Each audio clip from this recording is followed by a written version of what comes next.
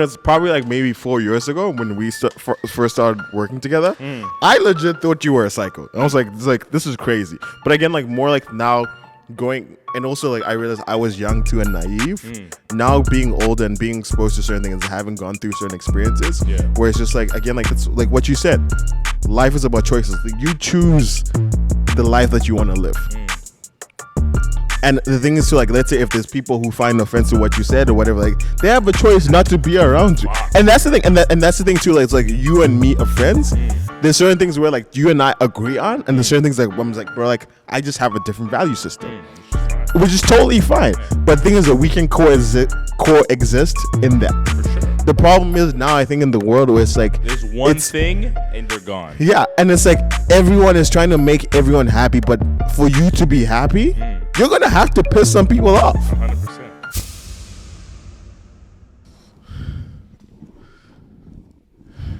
And we're back. I notice when I pick my hair out. Yeah. And it like hurts a bit. Yeah. Like I can take the pain. Yeah. But like this hand goes like this for some reason. I don't even notice it, and then I see it, and then I'm like, oh, just relax.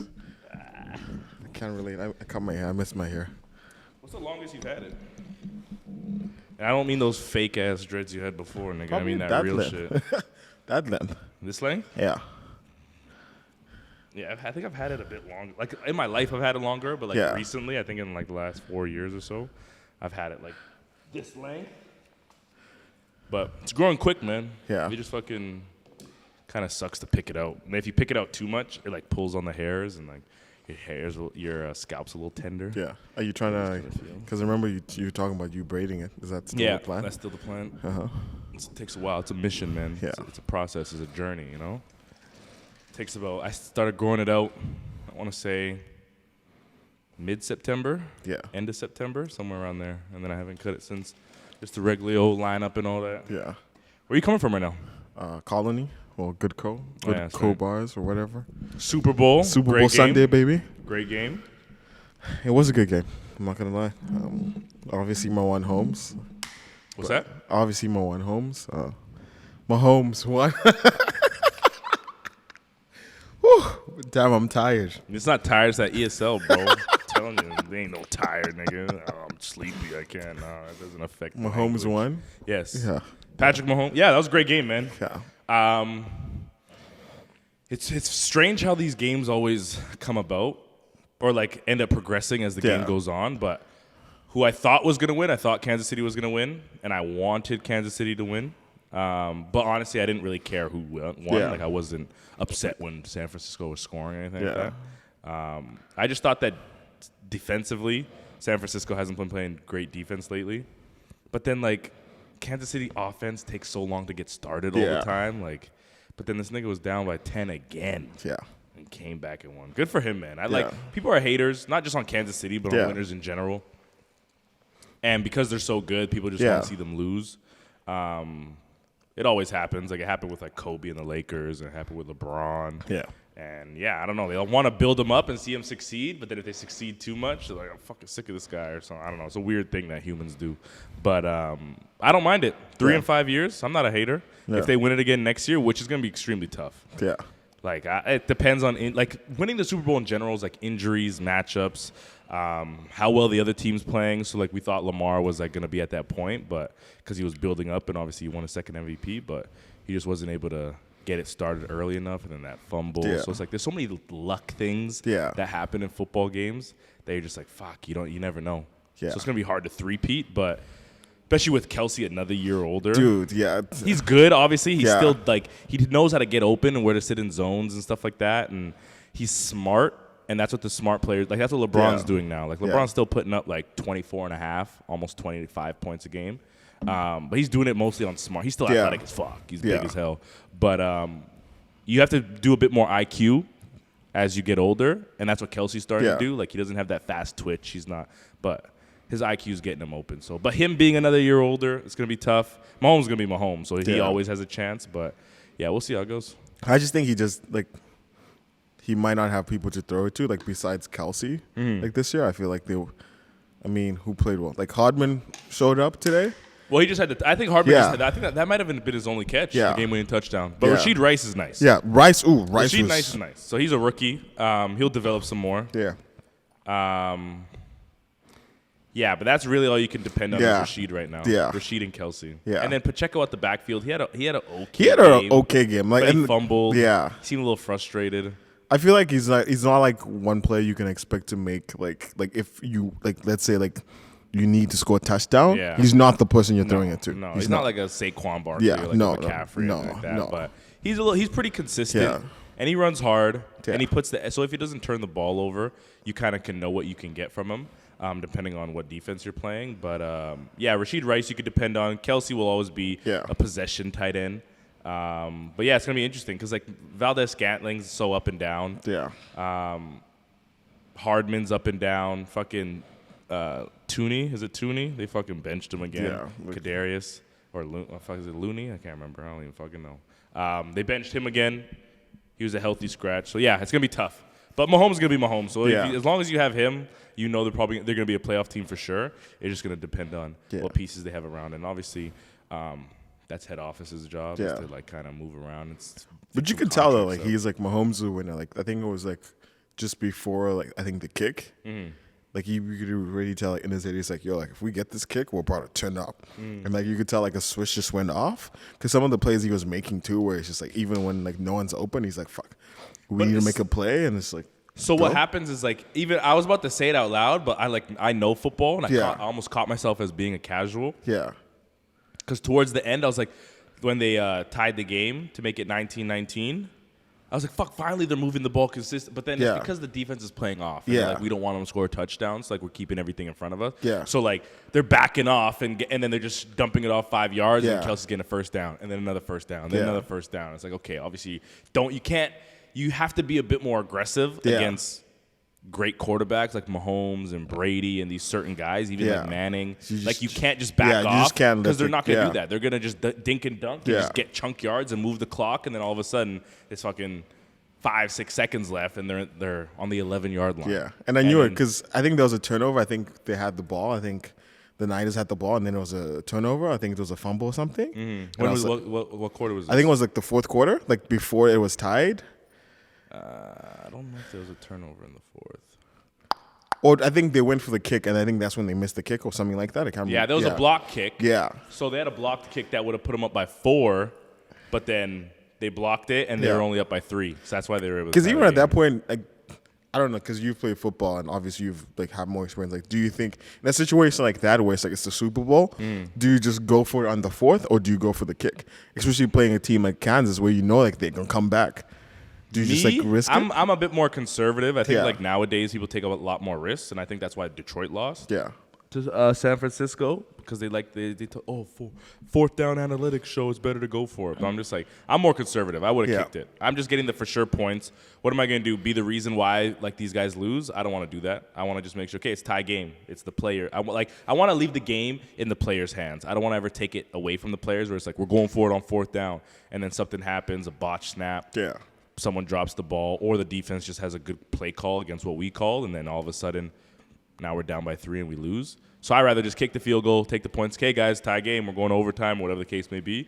I'm a bit more conservative when it comes to that. But it's tough in certain situations because then when you're the underdog, like let's say you're a team that's not supposed to even be there. Yeah. I'm going for it. Yeah. Because I'm like, I don't want to take this to overtime because like we all know the outcome, and that's exactly that's exactly what I was saying. Because I was like the moment Kansas made that kick, I was like, we know it's done. It's not even that because San Francisco's good enough to still win. Like they are still good enough to still win, and they proved it by going to overtime, getting the field goal, and being up by 3, and then forcing Kansas City to kind of drive the ball and score the touchdown. San Francisco, but like a perfect example would be. Like Green Bay, like when Green Bay paid San Francisco, it's like if I'm the Green Bay coach, I'm going for it because like we're not even supposed to be there. I think we're the youngest team in the league or the second youngest team in the league. I'm pretty sure Packers were the youngest team in the league. Same with Houston, like Houston against Baltimore, same thing. If there was a situation where I'm like, I think it's DeMeco Ryan, the head coach, I'm going for it. We're not even supposed to be here. We're not even supposed to be in a one-score game. Yeah. So, like, in those like teams like that where you're not even supposed to be in the fight and you have a chance to knock these guys out and upset them, I'm going for it. But if it's a team like San Francisco where it's like two good teams just going back and forth, defense is playing great, my defense is playing great, offenses are kind of here and there. Yeah. And the game, no, I'm not going. They weren't playing consistent enough offensively for me to say, if they were hot, I mean, go for it. And I think that's what it is too. I think like it's also that's what you see like now the experience between someone who's been to like 3 Super Bowls. Yeah. And this is like Purdy's first one. Yeah. Because there's a couple of throws I think even before I think they got the lead before overtime. There's this one that I think there was like 3rd and 10 I think. Yeah. And like Brandon was open, bro. Brandon Ayogo, he was open. He was open. Like he was literally standing in the end zone. Like really? He was. I think it was before they actually got the lead. Okay. Yeah, he was open. Oh, I must have missed that one. Yeah, because I think that's when he tried to pass it to Debo. Okay. And then like Brandon, like he was open, bro. He was he like made the route. He was open. And I think that's the thing too. Is like obviously like it's easy for us to say that like watching from the sidelines, but it's also like it's the pressure too. I'm like, yo, like this kid is like what? It's like first 24 years 24 old. First time in the Super Bowl. Second like year as a starter. Yeah, it's like it's a lot of pressure. So I get it. Yeah. So like honest, when it comes down to stuff like that, when it comes down to like when you say like Mahomes has experience, it's not more so the throws, it's more so the pressure of the game. Yeah, that's what I meant. Yeah. So like it's just knowing that how important every throw is. So like Yeah. regular season you could fuck up and blah blah blah, or you lose the game. It's whatever. The whole point is getting to the dance. But like the Super Bowl, regardless of what happens, win or lose, it's the last game of the season. So like now the throws, even though Purdy may be able to do the exact same throw as Mahomes, let's say on like a dig route or a flat or whatever the throw may be. Let's say they both can make the throw. The whole point of the experience is that Mahomes knows how to calm himself down where the timing isn't messed up. Yeah. Where big games like that and you're Brock Purdy and you've done this throw a million times because of how important it is and how important every single throw and every single drive, the timing's going to be off. He might rush it or he might take too long with the pressure and all that stuff. It's just the same thing. Like, I think it was Snead who fucking smacked him in the helmet and got the fucking call. I'm pretty sure it was Snead. But it was like 15 yards. And I'm thinking back to the Baltimore game where I'm like, fucking Baltimore was doing the same thing. But like, when you're in such a high-pressure game, your emotions, it's so tough to get a hold of them, and you start making mistakes that you know you shouldn't make. Yeah. Everyone's like, why would you take that person? That's 15 yards you're giving the team, and now they're in fucking field goal range. And that's what I love about football, though. It's like, it's human error. The fact that human error is a thing is what, like, I don't like games that you can, like, when you were able to challenge pass interference, I was like, no. I like the fact that the ref is looking at it and making a judgment call, whether he's right or wrong, whether it's pass interference or not. But 2 years ago, if it was pass interference and the ref didn't get it, didn't see it, or didn't call it, they could fucking throw the challenge flag. It would look up. Is it pass interference? Oh, yeah, it actually was. And then, but, like, I like the human error thing. Because, like, I don't like games being so perfect. I like having the conversations afterward, like, that was PI, or that was a holding call, or he stepped out of bounds and they missed it, or whatever the case may be. Obviously, they would have challenged that. But the human error part is it. And especially the emotion of it. Well, smacking someone in the fucking helmet when they fucking piss you off or they say something to you or they nudge you and your emotions are just so high. You can see it. You can see fucking Taylor. Everyone's going nuts. Everyone's like, you can cut the tension with a knife. You're sitting at home and you're fucking nervous as shit. You know, you're like, fuck, this game's so close, man. You just understand the importance of it. So I love that. I don't like I wouldn't want that. But I think you get, because you've been an athlete, and I've like been an athlete too, so I get it. Like playing like high pressure games like that, where it's like I get definitely what you're saying. Where it's like, even for me, I remember when I was, I think, grade 12, because then you're a senior like player when you're in grade 13. Where's this? Like back home. Oh yeah. Okay. Yeah. So like I remember. Grade 13 in Ontario too. Yeah. I So don't know if they still do, but they did. So I remember like this was the first time I was playing like, I guess like the first team, like for the rugby team. Yeah. And it's like, it's different like when you've played like this is your first game and you've played like, you know, like it's like your third game. Well, I mean your 30th game, right? So I remember even like going and like just seeing the difference, like being able to calm your nerves and just like going in, like obviously there's still that pressure, but it's like I've done this before. You're just comfortable. Yeah. And then just what I'm saying, like even going back to what I said before, like, even like going into like I guess like overtime, you could tell Mahomes like that he was like you can still see the nerves, but he's like, yo, like now it's time to turn up. I don't even know if I could see the nerves. I think he was just like, this is what I do. Like I'm like, yes, the pressure's high. Yeah. Everyone's watching, and the whole world is watching this game. But like, it's just another football game. No, but that's what I'm saying. It's like it's that switch. Yeah. Not everyone has that. No, you can't. Yeah, If you don't have, if you've never been in that situation, you don't understand. It's different. And that's what I'm saying. Like you could see like in his eyes, and like again, like having played at like high pressure games, you could tell. Yeah. Where he's like, you're like, even if we're down, like still, like we gotta turn up. Yeah. The crazy thing is that he's been in those high pressure situations. Even when he first was in those high pressure situations, he still delivered. That's what makes him so. That's what makes him so good. Is that like everyone could be in high pressure situations, but it's whether it's whether you can deliver or not. He's been able to deliver when he first did it, and even now he's able to deliver, which is fucking. Because remember, I think he was on the Shop, like LeBron's show, and he was talking about how like I think in that first year when he won, he didn't really know all the plays. What year was? Oh, his first year, like when the first year they won Miami? the Super Bowl. Yeah. Wait, what? He's the first year they think they won the Super Bowl. Who? Kansas Chiefs, like their very first year. Who didn't know all the plays? Mahomes. He was like, I think there's. I thought you said LeBron. No, like Mahomes. And he was talking about like. Did you say LeBron? Yeah, like on the show, like the Shop. Oh yeah. Mahomes was on his show. Yeah, and he was talking about like how like he didn't know all the plays, and it's more just like he was relying on this athleticism. But it's like going into the second year, he couldn't do that. Because it was like again like people knew the plays more, like I guess like the offense, like the defense knew the plays more, and he really had to like study the game more, and like have like that game IQ that they talk about. For sure. But it's crazy even just like hearing that, even like him like having one. Yeah, you gotta have both. Yeah, and it's just crazy because even like the way like he can throw with both hands, that's crazy. Not everyone has that. No. Like basically nobody has. Yeah. Especially at like the NFL level, it's tough. But so many celebrities were there, man. I guess it's always like that. But like it's kind of crazy. Like if you're at that game, you're just seeing everybody. Yeah, like the biggest celebrities in the fucking world. But I feel it's also because it's in Vegas too. I feel like that makes it easy. And that was the first time the Super Bowl's in Vegas, which is kind of surprising. I don't see why they wouldn't want to do that all the time because like everyone goes to all celebrities go to Vegas. So imagine the parties going on right now. Lit. What time is it? Like these guys are going off right now, and they're just starting. They're just starting the party. It's gonna be great. But I'd love to go one year. Obviously, it's expensive as hell. Yeah. So like you'd have to plan for that shit. Yeah. I have a question. How do you feel about I guess Taylor Swift's like impact on football? I don't know if she has an impact. Like I don't think she has an impact on the game itself. Well, not the game, but more like just like she's bringing her following. She's bringing more eyes. Yeah, which is fine. Which is great for the sport in itself. I just don't want to get it to the point where it's like it's a gimmick. Yeah, like where they're just like playing on it a little too much. Where it's like you just play like that song that everyone loves, but then you just end up playing it over and over where it gets played out. Like if every time Travis catches a ball and you cut to her face, it's just like we get it. They're dating. I understand. Like I told you don't cut to Mahomes' wife's face every fucking single time, but obviously it's because who she is. But I'm not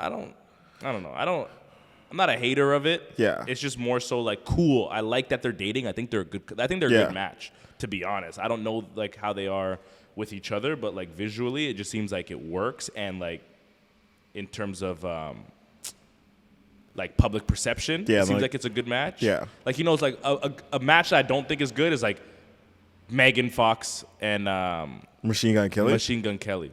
Like I'm just like I just look at that like she was like a different, and then now she's like gothic now because of him and like his grungy thing. But I'm just like whatever. But like this one actually like seems like he could still have his swag and like do his thing and kind of be his Travis Kelce self. Him and his brother are like a certain way, and then her way it kind of seems like it meshes fairly nicely. But in terms of what she brings to the game, I think Eyes is great. It's probably gonna be the most watched Super Bowl ever because I think 2016 or something like that was the most watched at like 116 million or 115 million, and her being there, I'm sure there's more. There has to. People are watching the game just for Usher. People are watching the game just because they know Taylor Swift's gonna be there. So it's basically like, oh, there's something else happening as I'm watching all these celebrities. So I think overall it's good. Yeah, and I think that's the thing. I have the same. I didn't have an issue with it. I think it's just like now it just became a thing like every single time. Yeah, every single. I'm like, yo, like this is not what the game's about. I get it. Yeah. She's a big celebrity, but I'm like, now we're putting so much attention on her instead of actually putting attention on like the actual football. And I don't think football. I don't think it's taken away from the football game. it's one of those things where I'm like, I don't really want to be a hater because like I get it because she is who she is, right? And when you're that big, like what football player is dating somebody that famous? Yeah. Like it is what it is. Like if Beyonce was dating like if Jay-Z was a starting quarterback, like the thing that Travis has for him is he's not playing for the Raiders. Yeah. Or he's not playing for like the Carolina Panthers. He's playing for the like arguably the best dynasty ever. Yeah. Playing with the best quarterback arguably ever.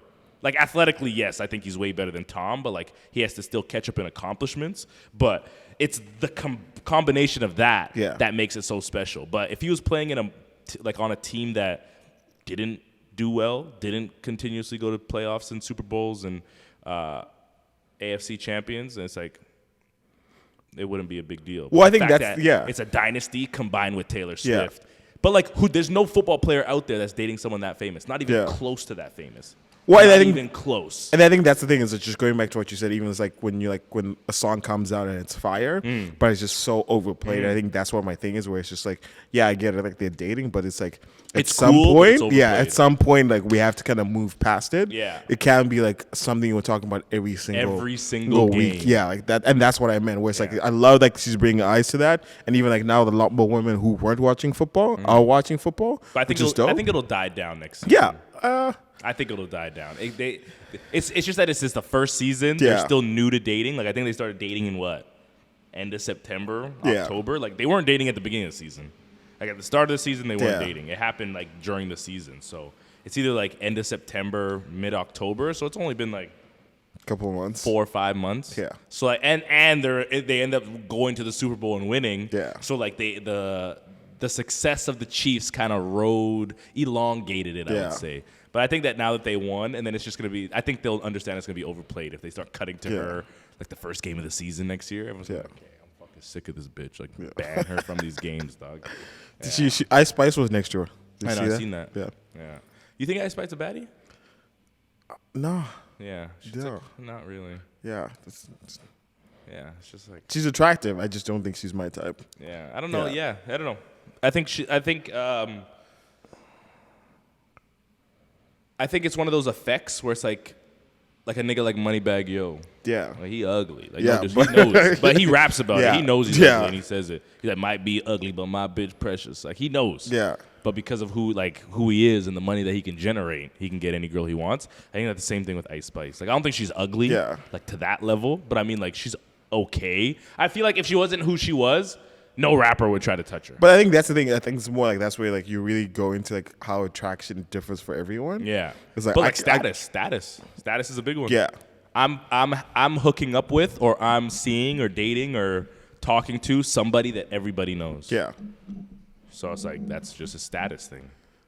So it's like if a girl is with, I was about to say if a girl is with Moneybagg Yo, pause. If a girl is with Moneybagg Yo, like she gets her status goes up because she must, if he's fucking her, she must be some like, so like it's just a status thing. So I think guys that go for Ice Spice like or think she's attractive or would go for her is because of who she is. Oh, it could be like they might just be some her people. Music's not the greatest.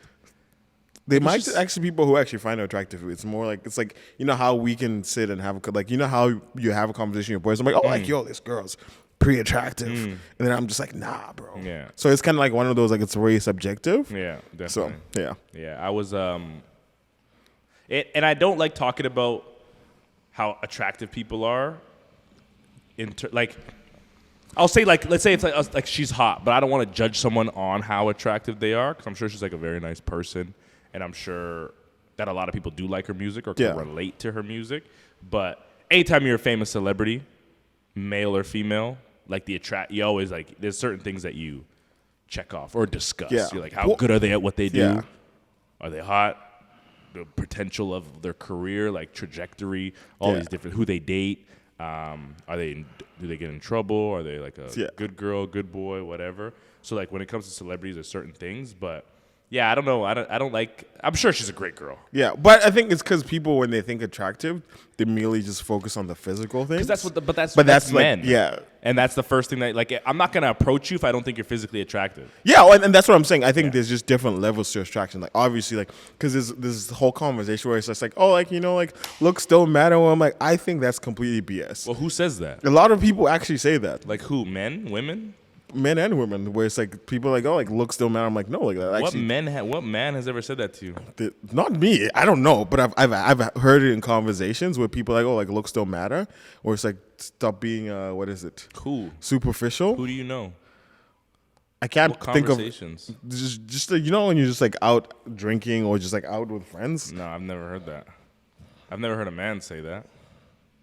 Looks don't matter. That's the number one attraction for men. No man goes up to a girl that he doesn't find attractive. Well, that's what I'm saying. It's men or women. That's what my point was. No, but I'm saying, like, have you heard a man say looks don't matter? I personally have not, and I would love to hear who that has actually said that, or are you just going off of like society or like I guess social more media? Like this is just like society and social media. Okay, yeah. Don't believe that. Don't. Yeah. See, it's a facade. Yeah, well, no, that's what I'm saying. Where it's like, because my point was really going to be where it's like looks actually do matter. Like, of course, that's you the haven't first heard anybody thing, say otherwise. Yeah, no, but I've heard women say that. Whereas women, that's fine. Yeah, but it's true. The perfect example is Moneybag Yo. Yeah. Don't matter. No, but no. But that's what I'm saying. It's like they looks don't matter. That initial attraction is based on physical appearance. Because if let's say, sorry, say that again. Say that one more time. It's based on physical appearance. For like who? For anyone. Like no, that's it's not. I'm telling you. No, it's not. I'm telling you. I'm telling you. If you walk up to a girl, like some girls don't think you're attractive physically, but they still talk to you. Yeah, no, but that's what I'm not saying they'll fuck you, but I'm saying they'll still talk to you. This is what my point is. It's like physical attraction is that initial. That's that how you look is what initially like creates that interest, right? Then obviously then it's like people have a conversation. They might be funny. I don't think for women, no. I disagree. But you just said you've heard women say looks don't matter. No, and that's what I was saying. I was like, you think they're lying? I think it does. It's bull. You think it's bullshit as in they're lying? I think it does matter, but it doesn't dictate whether they find that person attractive because the attraction is based more on the physical looks. So, okay, say that one more time. I'll run it back. So you're saying that when they say looks don't matter, it's a lie. Yeah. Looks do matter. It's just not what. So it's the physical is what first attracts someone, but that's not what keeps their attention. That's what my point was going to be. Like I don't think that's true. I think that's true for men. I don't think that's true for women. I think an ugly guy can approach a woman and her not be interested, and then she can find out some more. He may be funny, a comedian, some other thing, money, status, like he could be famous, and then all of a sudden they're interested. But I think guys aren't gonna, like, if a girl is famous or an actress or a model, but she's ugly, I don't think he cares. I think guys only look at, like, to initial attraction. Like, obviously, to keep a guy or, like, to have a relationship with a guy, you gotta be able to do other things that the guy likes. But, like, a guy's not gonna go up to a girl I don't think a guy's gonna go up to a girl with the hopes of having sex with her or seeing where it goes if he wasn't physically attracted to her at first. I think a woman would. Where I disagree with you is because initially, like, in how it's supposed to be, if a man is attracted to a woman, the guy's supposed to approach her, right? Usually. Yeah, usually. Like, but that's what I'm saying. It's like more like because a guy is approaching, most women will probably entertain that. Again, I could be wrong when saying this. Entertain what? Like just the approach, because not many guys do it. No. Most people, I get shut down all the time, or I did. All the time. No, but that's what it's. So, like, I find a girl attractive. Yeah. I'm a decent looking guy. Yeah. I've got shut down 100 times more. But that's what I'm saying. Like, maybe she might not have found you attractive. Yeah, exactly. Yeah. No, but I don't think it was because of physical. I just think because girls don't entertain many guys. I think there's more girls out there that find guys attractive that turn them down than there is girls that find them attractive and have discussions or entertain. I think a girl will be like, oh, Stanley's cute. Not worth my time. Just because, as opposed to, oh, Stanley's cute, let me give him the time of day. What makes you say that? Because I think girls are super picky. And I think that, and it's not even, so like, let's say your chances are higher if the girl is not as good looking. So if you're approaching a non-good looking girl, your percentage is going to go up higher. But once you start hitting like the 7s, the 8s, the 9s, the 10s, the girls that everybody wants, no matter how good looking you are, some girls just know that they can get it anytime, or there's DMs or whatever. And I think that they'll see you and they'll be like, oh yeah, he's good looking. Whatever. But I think that I got 9 other good-looking guys. But that's what I'm saying. This is what's proving my point. Where it's like that initial attraction is not enough to keep the attention. Where it's like, yeah, if like let's say like an 8 is being approached by like. Well, that's what I'm saying. Yeah. That's why looks don't matter. Yeah, and that's what I was saying. Like, no. You said women, that it does for women. No. I said women say that. Say that what? Looks don't matter. But it actually doesn't. They say it does matter, but it doesn't matter. No, Bro. We can run it back. That's literally what I said. Bro, you literally said that women say looks don't matter. And I was like, it's bull, because it does matter for that initial attraction, but it's like keeping the attention that then it doesn't matter how you look. Well, no, it does. No. Okay, so like how could something be how could you have an initial attraction? Like I see you're good looking, and then I continue, but to keep me, all of a sudden it doesn't matter. No, it always mattered. It was number one. It was number one. You can't get to level 2. I can't see how funny you are, fucking what you do for a living, if you're a family man, if you're nice. I can't find out anything if I didn't have number 1 in the beginning. So you can't just be like, oh, number 1 was checked off, now it doesn't matter. Well, it's a part of it. It changes, I think. It was the thing, is what you're saying. Yeah.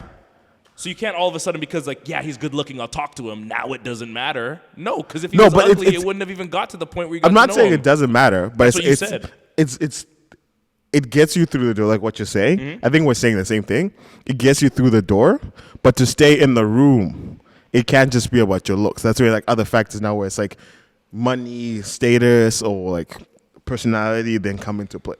Because like you're saying, if it's an 8 and she's being approached by a lot of good-looking people, mm-hmm. then it doesn't matter. So that means it's never mattered if you're that.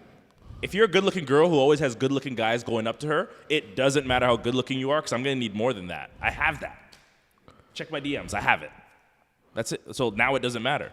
That's why I said your percentage would be higher if you're going for a 5 or if you're going for a 4, because she's like, fuck, I've never had a guy this hot look at me. And it doesn't even matter if you're a dick or if you have money or not. It's just like, I've never had this. He's a beautiful man. He's a beautiful chocolate man.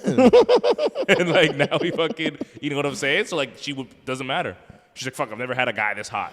But like when you have, that's what I'm saying. So like it depends on the level of woman or level of girl that you're trying to go for. If you're going for someone who doesn't get hot guys hitting on her, you'll be in the room, you'll stay in the room by just your looks. But if you got at 9 and all the guys are going after her, that's when it's like, okay, what else you got? So I'm not saying you're wrong. Yeah. I'm just saying it's the level of it's the level of competition. If you got no one in your DMs, you'll be able to stay in that room with just looks. You can be broke, you can be anything. That's it. But if you're going out of 8, 9 out of 10, then all of a sudden it's like, yeah, he's good looking, so I'm good. But what else you got? What kind of car you drive? Shit, you ain't got a car? Yeah. Sorry, brother. That's a big move. Sorry, brother. That's why it's tough. So like, that's why ugly guys can get girls, hot girls. Like Moneybag Yo fucks it, like smashes like dime pieces. Like all the time. And it's not because of his looks. You don't need the looks. The looks don't matter. Girls aren't lying. They'll fuck an ugly nigga because he has money, because he has a fucking Range Rover, because he can get him a Van Cleef play shit. It's like, don't matter. Looks don't matter. It's what can you do for me? Like most women don't make a lot of money, so like they're looking for somebody. Not all women. I'm just saying, like women would prefer a guy that is able to do more than they can do. Yeah. Right? Because like on average, if you look at the average, men make more money than women. Like I think it's like $28,000 a year to like $34,000, the average. Yeah. or like it's like whatever 45,000 to like 52, like guys, and that's obviously a lot of factors involved, not just men and women. It's like hours worked and maternity leave, all that stuff. But so like a woman's gonna be like, oh, a guy typically is like an average guy. If I'm an average girl and you're an average guy, typically you're gonna make a little bit more than me. So all of a sudden it's like, oh, you don't make 52, you make 150? Holy shit, I don't give a fuck what he looks like. Because now I can have a lifestyle that most people can't have. And who wouldn't want that? And you have to think of it from only a woman's lens, because like a woman's not gonna provide a man with that. Like a rich woman's not gonna pay for a broke guy. Like if you had a rich girl, like she wouldn't be doing that. Like why would she do that? She's like, what? This is my money, nigga. But a man will do that, no problem. If you're rich and you see a fucking 9 out of 10, it doesn't matter what she does for work. She's a nice girl, and she seems like a family girl, and someone that could be your wife. It doesn't matter how much money she makes. It's not the same. But if she ain't gonna be ugly if she's doing that. You know that. You ain't wifing up no ugly chick that works at fucking Taco Bell, bro. Well, I think for me it's nice because it's interesting thinking about that. What? Like now, like I guess like being single and like dating. Yeah. Where like it's like there's something. Obviously, I want someone I'm attracted to, but it's more like there's some factors where I'm just like the things that matter to me before that don't really matter to me now. Like what? Now it's more like, because I heard this quote like a couple of years ago, and it's more like just like now, like I'm also at that age where I'm just like, I don't want to be dicking around, and I also don't have the time to be dicking around. What does define dicking around? Like as in like just dicking like girls down, or just I don't have the like time. slinging dick?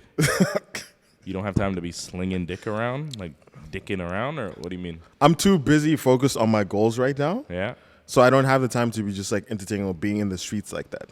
Well, like, what do you mean be in the streets? Like, you mean like casually dating? Or just not even just casually. Let's say if I was to be talking to multiple girls, right? That's so much time and attention that I could be using on myself and growing, and I just don't have the bandwidth for that. And also, I like, even with that, like let's say like you are searching or whatever, right?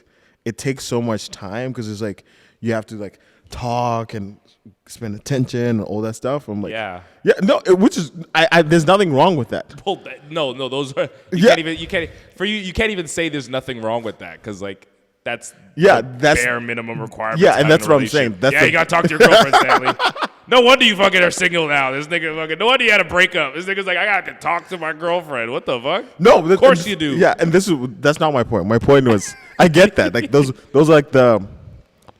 Yeah, you have to do that. Those are the bare minimum, but it's like I don't want to be doing that with someone I don't necessarily see a future with. But like, what kind of future are you looking for? Like, what are you looking for? What are you looking for right now? Not even right now. Let's say you're not looking for anything right now. But Yeah. like eventually, what do you think you would be looking for when you're ready? Someone I can build a family with. Like, what do you mean family? Just like have kids? Have kids. Someone like like. It's more, I guess, like I'll say this.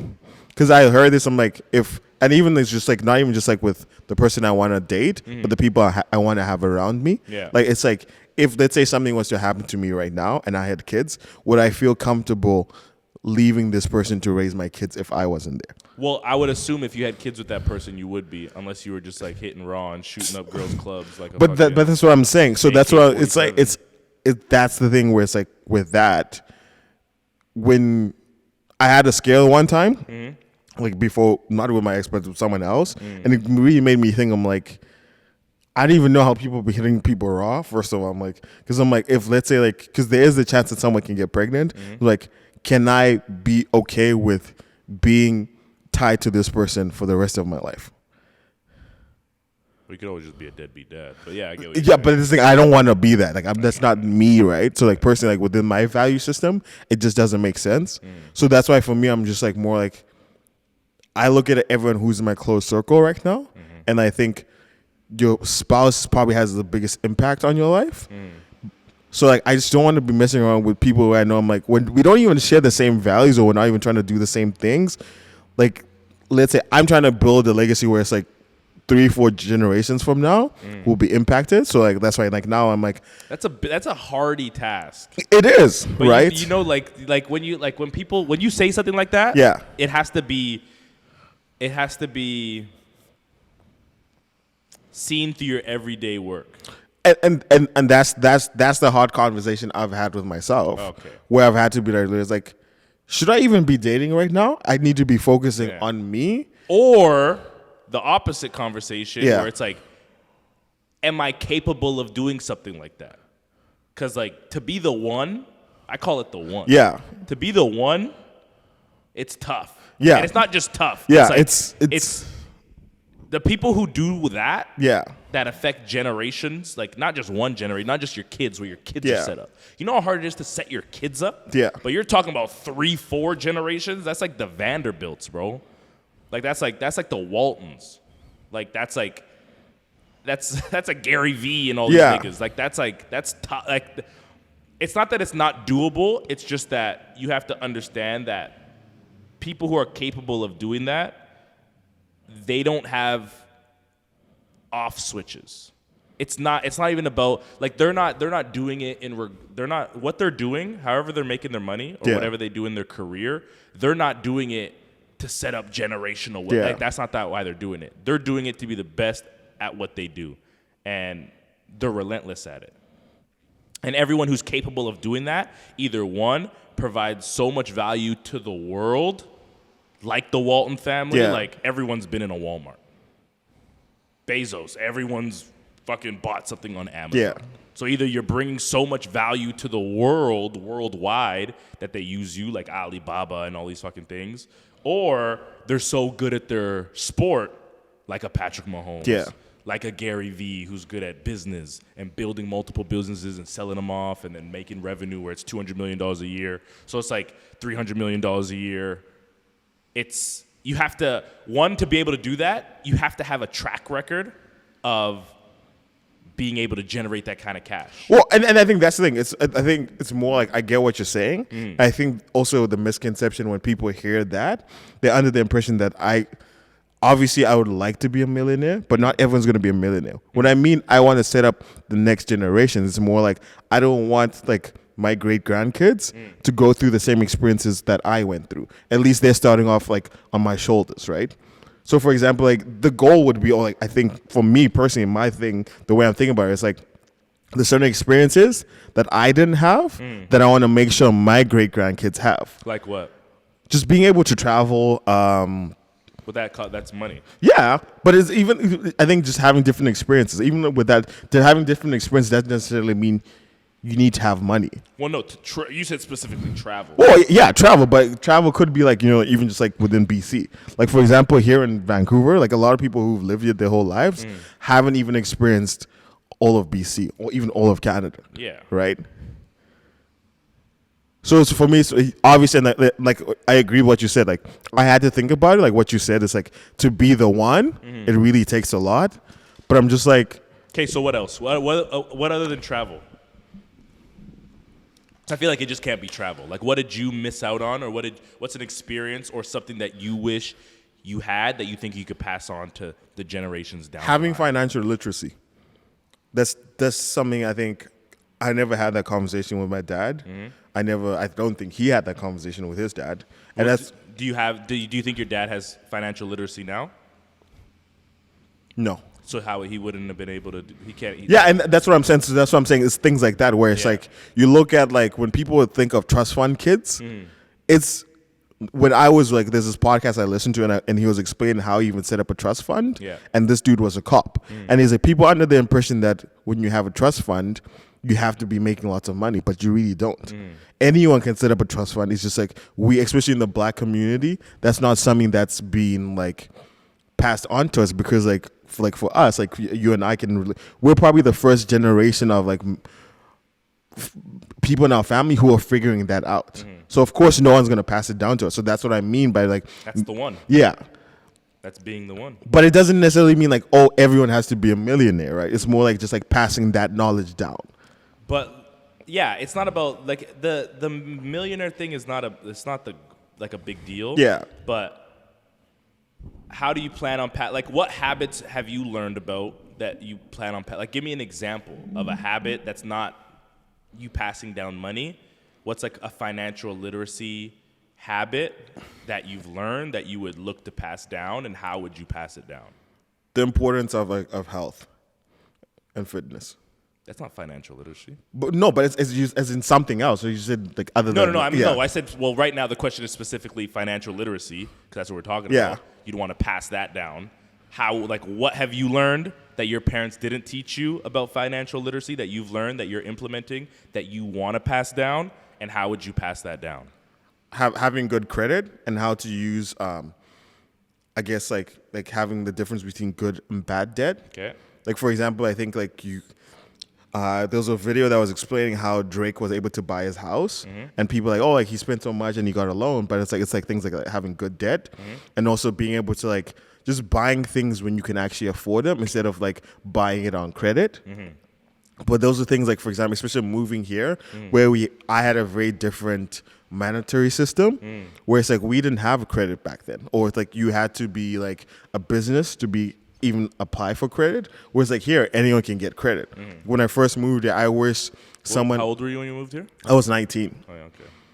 So I wish someone had explained to me like, oh, like, you know, this is like things like, okay, when you do use a credit card, pay it off immediately, you know, and like you can use like a loan, like because I look back when I moved here, I'm like, I didn't really need a credit card. Like my stuff was paid, or like my tuition was paid for. So was my like my res and all that stuff, even food. Like I was getting pocket. I was like, I look back, I'm like, what did I even buy with my credit card? Who was here when you moved here? By myself. Oh yeah. So then there's no one in your family that could have taught you anything. Well, I mean, like I have family here. Like I have family in Edmonton and different places, right? But it's more like I'm saying, it's like what kind of family? Like my uncle, like my mom's sister. Yeah, it's very rare that they're gonna like. No, but it's more like it's not even that. It's more like I think just this is where you see the differences, because you look at, for example, like look at the Indian families. Yeah. Like one of my good friends, he explained to me how his grandfather moved here, and then like why kind of like how they live together, and how they're able to build like multiple houses. It's more like that, where it's like they've kind of like figured out like the tricks of the trade. It's like, oh, like I can get a mortgage, you can get a mortgage, we built a complex together. It's more things like that where it's like, I don't really see that happening, especially in the black community, where it's like there isn't that, let's help each other build together. Where it's like, oh, like I'm going to do my own thing. And, you know, even amongst friends, like you've like working with you, I've learned so much where it's like, oh, like, yeah, like have you thought about doing this? But it's like, there isn't that sharing of knowledge amongst ourselves. Yeah. And I think a lot of it too is because we don't even know what we don't know. I think a big thing is not the lack of knowledge, it's the lack of application. And there's not that many people that I trust that would do that. So like let's say whatever I'm doing here, like there's people in my family that like I could never, like even if I showed them the way, they wouldn't do it. Well, and not because of lack of, they say they want to do it, and they seem interested, and they sound like everybody on the internet who's like, oh yeah, and then they know. It's not a lack of knowledge thing. It's whether you're gonna apply it or not. Like the things that you're talking about when you're 19, sure, that's like 10 years ago, not even 8 years. 8 years. Yeah. So it's like that you're a foreigner, but like for example, if you're talking about someone who grew up here, it's very easy to find out this information. Like, if you're serious about doing certain things, like Google will tell you everything you need to know. YouTube, Google, and any book on Amazon, all you got to do, like what people don't understand, finances, I want to learn financial literacy. All you got to do is go to Amazon, go to the finance section, go to the money section. All you got to do is look at the top 50 books that have like 1,000 reviews and that are 4 or 5 stars. Read those books. All you got to do is top 10 books on how to make money. Top 10 books on how to start a business. Top 10 books on whatever the subject is. There's going to be a website, StanleyRashai.com. Yeah. Top 10 books on finance. You're going to look. And you're going to go DanielEnglish.com, top 10 books on finance. And you go to 7-8 different links that Google pops up for you. And you look at the common names that you see where it's like, oh, this list had this book at number 3. Oh, I've seen that name before. Oh, it was number 1 on this guy's list. Oh, it was number 7 here. It's always in the top 10. Let me get that book and read that. And do that and grab 20 books on just finance. And then grab 20 books on communication. And grab 20 books on negotiating. And just like, so, what am I supposed to do with my money? How to make a budget. Like these things are very easy. Yeah. Like, so I don't want to use you as an example because you got here when you were 19, even though the internet was still out. But you can Google these things. It's not about, like, people have the information. If you are spending more money than you're making, you can easily fix that. All you got to do, look at your last 6 months of your bank statements. Look at your statements. Print it out, look it out on the internet, whatever. Last 6 months. What's the average number that you're spending per month that's coming out of your bank account, and what's the average that's going into your bank account? If going out, money's minus, going out every month is $3,700, yet you're only having $2,900 go in, that means you're losing $800 a month. Find out what those numbers are, and then find out, okay, $3,700, what should I start cutting back on? Oh, I went to fucking Savialope twice with Daniel. I went to Parlor, got some drinks. I went to the liquor store here, bought some weed here. And if you can't generate more money, then you have to cut back.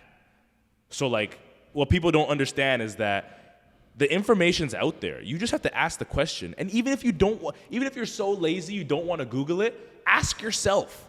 Sit in your bedroom and be like, what do I know that I'm doing that I know I need to stop or start doing? I'm like, fuck, my bank account's in the negative. I need to start saving money. Stop spending.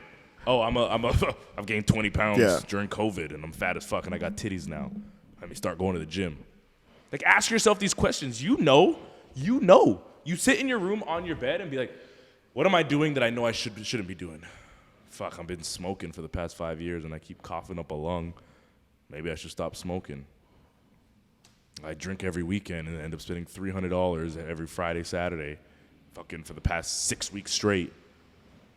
Maybe I should take a weekend off drinking. See, that's why this is a big reason I don't feel bad for people, because I'm like, the answer's out there. It's just that you can't make yourself do it for whatever reason. And I agree. And that's why I'm not. You and I have had this conversation one too many times, and I agree with it. It's more like I'm not using it as a cop out and all that stuff, right? Because even for me, like I was listening to something, although I didn't have that information, and I started off very different, especially being black. There's a lot of things that we're starting off at different levels. That is still not an excuse for me to succeed. I agree with what you're saying. It's like the information is out there. But I think for me, that what has made that shift even last year for me was like, there's so many things I didn't know. And then when I started looking, like, again, I was like, oh shit, I didn't know that. Like, I didn't know, like, it's easy to set up a trust fund. Then I looked into it, right? But a lot of the time it's like, no, it's like, that one of the things too for me right now is like, that's why I was trying to get out of debt first, because then what I'm doing then it's like, then I can actually set that up first, because like with the guy, you have to be out of debt to set up a trust. Not necessarily. It's just easier to do it, because then it's like, then like the things you can set up, because the guy I was watching the podcast from, he was talking about like how like he was a cop and how he was able to even set up a trust fund because he started getting into real estate, and then instead of him having it be under his name, then it's under the trust. So that's why even like there's like now like tax write-offs and all these things, where it's like you get it to like running a business like this, all these benefits that you get, where it's like instead of you having it under the business, it's all under the trust. And there's also levels of protection. Like let's say like for example like the things that you have, like even with the will, it can be contested, but the trust can't be because it's all under the trust. And there's certain stipulations where it's like, for example, if for your kids, right, you can set up like, hey, like listen, this is how my trust is going to be set up. For them to get X amount of money, they have to go to school, and this can't be passed down to like their spouses, only to their kids. Whereas like you can have that in a will, but that can be contested with the trust. It's not, because everything is owned by the trust, not by the individual. Okay. So it's information like that where it's like, oh, like I didn't even know that's how a trust worked. And I could set it up because I'm like, oh, like I'm not making enough for a trust. So like that's, I get what you're saying. A lot of it too, like we can be making excuses because the information is out there. You can look out there, right? But sometimes you don't even know what you don't know. Like I didn't even know I could set up a trust. But like, what do you like? So if you don't have anything, I feel like you don't need to set up a trust. Like, what do you have that you think that you'd pass down? Well, and that's what I'm saying. Where it's like that's the thing too. It's like I also have to make enough or build something where I can actually put it in the trust. For sure. So why do you even don't even worry about? Why are you even worried about a trust right now? Why are you even learning about a trust right now? Well, it's so that you know the steps to it, because that's what he was talking about. It's like that's also the misconception where it's like people think you have to be making X amount of money, but it's like, okay, if I'm building up, if I know, let's say, okay, I want to lose 50 pounds. I want to be 250 pounds, right? You need to learn the steps how to get there, right? Of course. Yeah. So it's kind of like that where it's like, okay, I might not be able to do this in the next 6 months, but this might take me 2 years, but I need to start prepping myself. Well, no, I don't agree with that, especially when it like in regards to a trust. So let's say you're using the weight as an example. Yeah. You want to lose 50 pounds. You got to learn what you need to do to lose 50 pounds. But you're not going to start being like, oh, how am I going to get from 250 to 200 because I know I'm going to hit a plateau. Like, you're not worried about hitting the plateau and what you need to do after that. First, let's lose the first 50 pounds. Well, I've been inactive, so let me learn about let me go for walks. Let me eat a little cleaner. I don't need to eat crazy, and let me get a bit more active. And then the weight starts coming off, and then I hit the 50. Then it's like, okay, how do I lose the next 50? What you're trying to do is you're trying to jump from not having anything to having a trust to pass down to your kids when you miss the whole middle part of actually having stuff to pass. Well, it's to your not that. kids. It's more like that's the bigger goal, right? No, but like a trust shouldn't. What I'm saying is a trust shouldn't be a goal. What the goal should be is acquiring things to even be able to pass down to your kids. Yeah, and that's what I'm saying. So it's not like I'm like that. You were talking about like generation. Like that's what I'm thinking. It's not necessarily just finances. That's just something I just looked into, and it's like, oh, it's actually not as hard as I thought I was. But it doesn't apply to you is what I'm confused about. Like whether it's hard or it's easy to set up a trust, that shouldn't matter because you have nothing to put in the trust. Like you have to get something first. Like you should be focusing on getting the property, and then once you have the property, then how are you going to pass the property off to your kids? You don't just go like, how am I going to pass a property that I don't have off to my kids? Well, like there's no reason for that because if you don't focus on the middle part, which is actually acquiring the property, there's going to be no trust anyways. No, but that's what I'm saying. It's more like those things can happen at the same time. Like that's the ultimate goal, right? What's the ultimate goal? Like to build to be able to leave something for my kids, right? But obviously there's that middle part, right? But what's something? Something is very general. What are you trying to leave? Like property, it could be resources for my kids to be able to go to school. Like what's a resource other than money that they would use to go to school? It could be books. It doesn't have to be like books that I've read that have changed my life. That's a resource. It's not necessarily money, right? It's like there's books that I've read that have changed my mentality on how to make money or like how to move in life. Like once your kids are with you, wouldn't you just tell them what books to read? Like would you put books in a trust? Yeah. You'd put books in a trust? Yeah. Won't you just put that in your will? Like it's books. It's not something who's going to contest the ownership of books. And even if it is contested, they can just fucking audible it. Well, or like order it on Amazon. It's more like that's like a general example, right? Give me a specific example is what I'm looking for. Well, and that's what you're saying. It's more like I don't have anything right now, right? And then that's the conversation I've been having with myself, like what you're saying. But it's like you need to have a goal to work up to. I think the goal should be getting the stuff. Because you can't pass if you don't have anything, you can't pass anything off. So like the reason people do trust is because they have something to pass off. Yeah. They're not getting trusts for no reason. Like the point of a trust is to keep something safe and to have it legally being able to be dispersed between your child and your spouse or your children. But like if you don't have anything, there's not going to be a trust. So like, why is the focus on the trust? Where it's like that's the long-term goal. No, it's not. Sense. It's not the only goal, and that's what I'm saying. It's more like it's something I'm looking up to. But like right now, it's like for example, like I said to you, like I realized because I don't have anything right now, right? So it's like the first step was like literally like making more money, saving more, and getting out of debt. Those are steps, right? But like ultimately, those are things I'm like, okay, like this how's that going? Pretty good. But like, are you where you need to be with that? No, and that's it. And that's what I'm saying because I've had that conversation. The time you wasted on the trust could have been time that you put into that. Well, and that's it wasn't me. Like I'm not. It's not like I've set up the trust. No, I know, but even the research, like why, like don't go on Instagram and see IG reels and like hear these things that like sound good. And then like look into them when they don't apply to you yet. No, it wasn't even me like looking into it. It was more like something I'd heard because it's like when you hear. You said you saw the video. Yeah, but it's more like I'd never known. I didn't know what the difference was between a will and a trust. But why would you? You don't need either of them. It's just knowledge. Was just like. That's like me saying I didn't know the difference between an LLC and an S corp.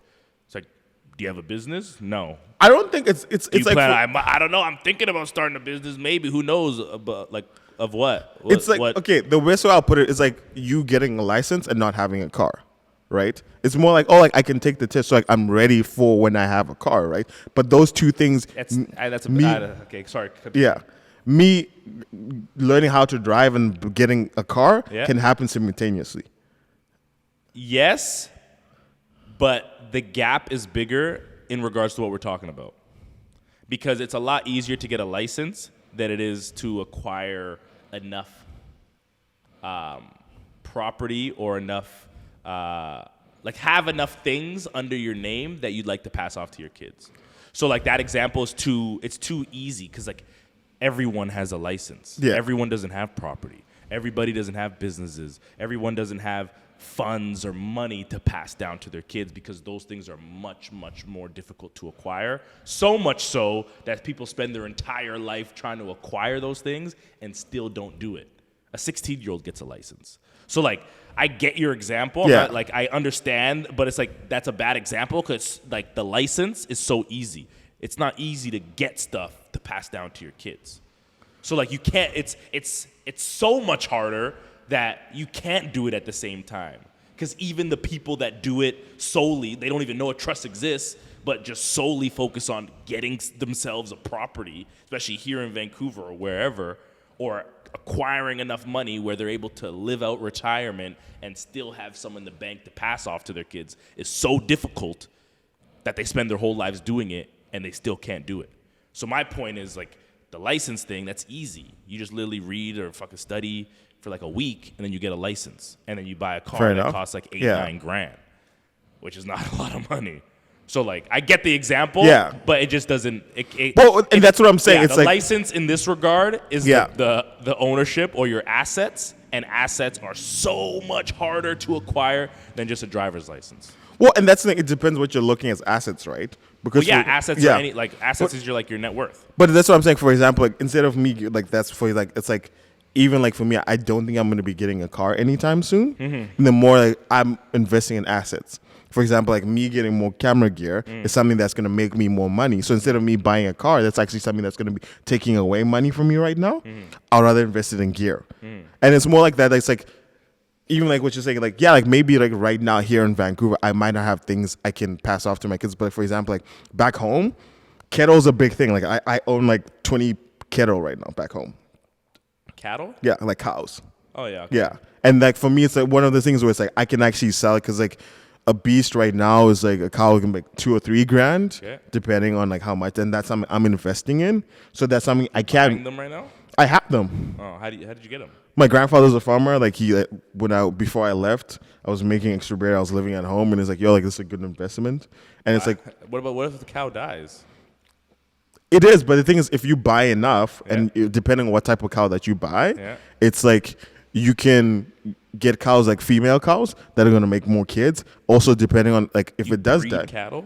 Yeah, I send my grandfather money. He takes care of cows. Like there's like the medication. When the fuck have you been breeding? You've been breeding cattle this whole time? I've been doing this whole time. Yeah, like. You're out here a cattle breeder? Yeah. Oh fuck, nigga! What you doing? Doing videos and shit? It's something where it's like it makes money there.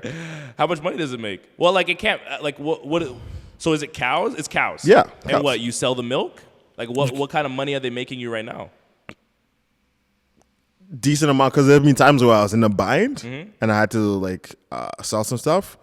I remember I sold 2 cows, got like $4 grand. You're out here just selling cows across the world, nigga? Yeah, bro. Why don't you just do that full time if they cost $2 grand a piece? Won't you just breed cows all the time and sell them when you're in? Don't sell them when you're in a bind. Just fucking keep. No, but that's what I'm saying. I kept them. Like I like, and that's the thing. It's more like there's businesses like that. Like for me, like back home, like I'm like, and I understand what you're saying. Where it's like we have the knowledge, but it might not apply. Or don't think it's important. Like that's something like it's things like that where it's like I tell people and they're like, oh shit, they don't really know. But it's more like I didn't even know that information until like you had cattle. No, that how much money you can make from that. It's more like that's what I'm saying is because my grandfather sat me and was like, hey, like listen, right now you're making money and like you're still at home and all of that. Invest in something now, and this is gonna make you money later. But like, so How many, like, what do you mean is it going to make you money later? So, for example, before I left when I was 19, I took a gap year and I was working. Yeah. I lived at home. No, not how you got them. Yeah. I'm more so like right now, like how, you said you have around 20. Yeah. How are they going to make you money down the road? I could sell them, and they like, so my grandfather, he's like sells the milk. That's money that's constantly making me money, but like, I'm investing it back into the business. So, for example, like all the money that he makes from that is just going back into like the medication, trying to buy more, so I have a bigger herd at the end of it. But then they do die. They do die, yeah. It's like a risk. It's like with anything. It's like when you invest money, of course you're gonna lose it, right? Well, no, it's not. Yeah, death is not a risk. Yeah, you know that's gonna happen for sure. Yeah. But why don't you like? So why don't you use some of that money to like buy whatever you need here? Well, that's what I was doing. So, for example, like there's some stuff I bought was using that. Why don't you just sell like half your cattle right now and buy everything that you need to buy or invest in? Like if you could get like a down payment on a crib, if it's $2,000, that's fucking $40,000 if you have 20 cattle. Well, I could always do that. Like there's like things like, because here's my thing too. Because even for me, like now I've been having this back and forth, and even when it's like, I don't know if I want to buy a house here. Yeah. Well, where would you want to buy one? Back home. To move back home? No, not to move back home. It's more like I could build a house, so literally like $250,000, build a house, not even live in it, have someone just like rent it out, turn it to an Airbnb, and make money, and like, it's an investment.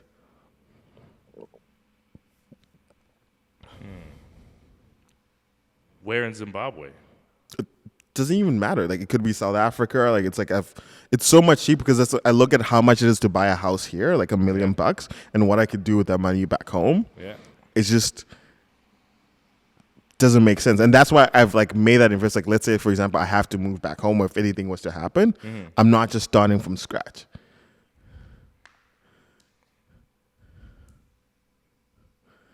And also, because this camera stuff that I'm doing now wasn't even applied. I had no idea I was going to end up doing it. Yeah. So a lot of it is just like me like learning to navigate, and that's what I'm saying for me. Like now, like that I've doing more research and looking for the knowledge. Like I'm saying, like for example, like it was crazy how much I was spending and how money, like what you're saying, like how much money was going out, and that's how I've been able to like pay off a lot of my debt last year and like buy gear at the same time and even furnish my place because I was looking at how much I was spending. So even like there've been times where like we've had a conversation like, oh shit, I don't have, like I'm not gonna go out today, right? It's because of that, where it's like not necessarily that I don't have money, but it's more like instead of me going out, I'm saving up to buy a light. Like right now, like things like, so even like right now, like there's like, with the money that I'm going to make this month, some of it has been earmarked to buy 2 new lights. And it's like, these are like bigger and better lights, where it's like more of an investment. And what about like, do you sell the old lights? Yeah. Oh yeah. So, and that's the thing, that's what I'm saying too. It's also like having people in your circle that actually have this information. Like it's like, yeah, you can go find it, but it's like there's things that you have taught me, just being exposed to you makes a difference. Like a lot of like my content creator homies, like, yeah, we never buy necessarily all of the gear brand new. Yeah. Like the lights I'm buying, like it's off someone who's literally had them, like used them once or twice off Craigslist. You don't need brand new stuff. But that's what I'm saying. There's some things where like it would make sense, but it's more like, but even he was like, yeah, like I never buy anything without selling anything. So the last light I got, I sold my 2 flashes that I don't really use, had money on top, and got a better light. Yeah, there you go. And even with that, like that's paid itself off because I've literally just done 2 shoots this month that will pay for the light. Yeah. So it's more like it's an investment like that, and also trying to just get out of debt. Yeah. So what got you in debt? If you said tuition and all that and food was all that paid for, what'd you get in debt doing? It was more credit card debt, and then at one point, like I had to pay for my own stuff just because of family stuff. I don't want to really get into it. Yeah. But it's more like that's the situation where it's just like I've learned as a man, there's certain things I just don't like. I love my dad. There's certain decisions that he has made that put me in a situation that I had no control over, and then I had to get myself out. And it's not even just like getting myself out, but also look out for my sibling. Yeah. So it's like situations like that. That's what I mean by like, it's not necessarily like I want to be a millionaire, but it's more like setting myself where it's like there's certain things where it's like I know my kids can go to school and that's paid off, and that's what I mean. Like I can set that up for the next generation, right? Well, wouldn't that be becoming a millionaire? in some regard. It would in some regard, but it doesn't necessarily have to be like financial things. It's more just like experience and just like I think just passing down like values. Even like for me, like I'm a big Christian, like passing that on. Like that's one thing that my grandfather passed that on to me. My mom, like and like certain family members. That there's certain things that have been ingrained in me. That it's only now that I'm older and looking back in certain values where it's like for me, like one of the things like my mom taught me is like I don't need a woman like to help me cook and clean. Like I can cook and clean for myself. Those are values that were instilled in me where it's like those aren't necessarily values that are passed down in certain cultures. Like like I know people who can't even like cook and clean for themselves. So it's more like things like that where it's like it's not only just like financial things, but it's more like values, just to be a good human being. Like one of the things that my dad taught me is like treat everyone with respect. So values like that where it's like doesn't matter if it's the CEO or the janitor, treat everyone with respect. I feel like every like solid family would do that. Like but, obviously if you came up in a shit family, not saying you did, but I'm saying like if anybody came up in a shit family, they may have been taught they may have not been taught like the value of respect or like look at someone in the eye, shaking a hand, stuff like that, saying goodbye to everybody when you're at dinners and stuff like that. But I thought we were talking about more like financial stuff? Not just financial, but like more things that like those things I feel like every like things that are more tangible. Yeah. Like more I don't want to say materialistic, but more things that a bit more tangible, like touching things. Like obviously values and stuff like that. Yeah. Like I think you just putting them in religion will teach them a lot of that stuff as is. And then obviously how you go about your date. Like everyone, like a lot of families, they sit at dinner every night, especially when the kids are younger. Like we're sitting at the table, we're not watching TV, stuff like that. That's just how people run their families. And I never really judge right or wrong. Obviously if like a kid's rude and a parent doesn't do anything, you obviously think that kid's a piece of shit. Their parent probably didn't raise them too right. But I thought we were talking about more things that like are going to be able to set your kid up for success in the future. Because even though those things are great, those aren't a predictor of success. Well, for me, it's like you know what I'm saying? And that's the thing. I think it's more like, I think it's giving them the tools to make money. Because you can give them money, that they can lose it. And that's how we've seen many families that were like super wealthy, like the dad was running the business, it was great, and then it's passed down to the kids, and then it just fucks up, right?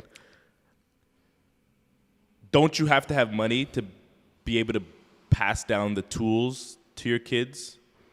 Like, you know, it's like if my mom tells me, it's like, oh, make sure you pay off your credit card bill, but if I see that she's not paying it off, then chances are I'm not gonna pay it off. Well, it's or more she's like, oh, like save your money. You don't want to live paycheck to paycheck. But like my whole life, including now when I'm an adult, your mom's paying, like living her life paycheck to paycheck. It's like you're not really giving me the tools. You're just telling me what to do, and that never works. Like you can be like, don't drink and smoke, or don't have unprotected sex, and then all of a sudden, your daughter's a teenage mom. So it's like.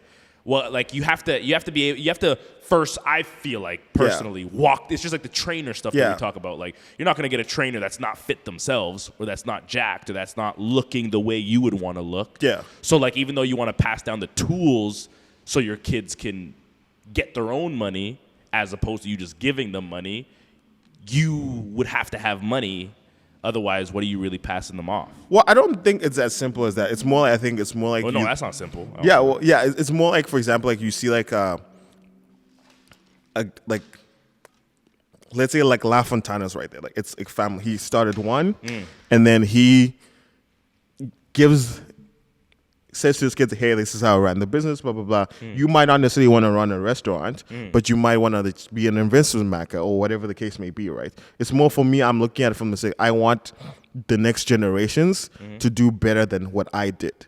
And better can look differently. It could be like, they could be pilots, they could be like, just do things I didn't get to do. But for me, like, I look at like, it's a conversation I've had with my dad. I didn't understand when I was younger. But like for me, like, my parents didn't necessarily they don't have degrees. They don't have a lot of the things that I started off with. And it's like, when you're young, you often take that for granted. But I look at there's a lot of things I'm able to do now, and a lot of positions I'm in because of the sacrifices my parents made, right? But had they made certain decisions as well, I would have been better off. So I kind of want to give the next generations the ability to be like, hey, I'm giving you the opportunity to do this. If you mess it up, that's on you, but you can't say, I didn't have the right information. I didn't have the right resources. I didn't have money and all that stuff. Because resources, it could be also knowledge transfer. Yeah, so that's what you said. You said the tools for them to make their own money as opposed to you giving them money. Yeah, for example, having a blueprint of I had to figure out a lot of things, how to incorporate, how to do all that stuff, right? It's more for teaching them from a young age, hey, this is how to incorporate from a young age. So it's ingrained in them. They're not starting off learning that stuff at 25 when I did. But that's if they were to run their own business. Well, it doesn't have to be the business. It could be that's what, for example, I look at it my parents never did things debate or played sports and stuff like that at the same level, but because I had those experiences, it's given me an advantage. People often surprised how I'm I know things about Greek mythology, history, and all that stuff. It's because of the experiences I had going to a private school, where my parents didn't go to a private school, right? They didn't have the same luxuries. So it's more things like that where it's because I was able to go to a private school, I want to be able to give my kids and great kids those opportunities. Going to them for example, I was yesterday. I went to the Orpheum. There was Black Panther and in concert. So they played all the music that they in Black Panther, and there was organs, all that stuff, violins, it's stuff that I never had been exposed to, and just being around that was cool. It was damn, this is something that my parents never got to experience. But being around that also just makes you it opened up my imagination to what other things have I not experienced. Well, there's So what I'm having an issue understanding is you said that your parents put you in a position by putting you in private school and doing a couple other things that they didn't get to do, but then you also said there's also things that they did that didn't set me up for success. It's how much can you expect a parent to do, especially when we've already came to the conclusion that you've had more opportunities than they have had? It's because I don't want to talk about it on camera. No, for sure. Yeah, I'm not saying exactly specifically what it is. I'm just saying you've said that they've put you in a position by maybe even moving you here. Private school. There's things that they've done that they didn't get to experience that they're quote unquote passing down the next generation. But then there's also things that now as an adult you think that they should have done to put you in an even better position. But my question is, how many things can you really expect from them if we've already come to the conclusion where you've been set up a little ahead of them? So basically you're oh, they started at ground 0 and I'm at ground 3, but if they did more, I could have been at ground 7. Where it's you're still above where they started, you know what I'm saying? Yeah. So it's exactly when does it get to the point where the expectation of the parent is a little much? Because we have to also understand, while they're raising you, they're also growing up. Yeah, and that's been the thing where I realized that's for me now becoming an adult. There's a lot of more grace now. Because I understand how difficult it is to be an adult, and then let alone raise kids, because you're doing everything for the first time. Yeah. So you're learning in real time. Yeah, you're learning in real time. So that's where a lot of it is. I get that, but there's also because I know my parents know certain information, they didn't implement it.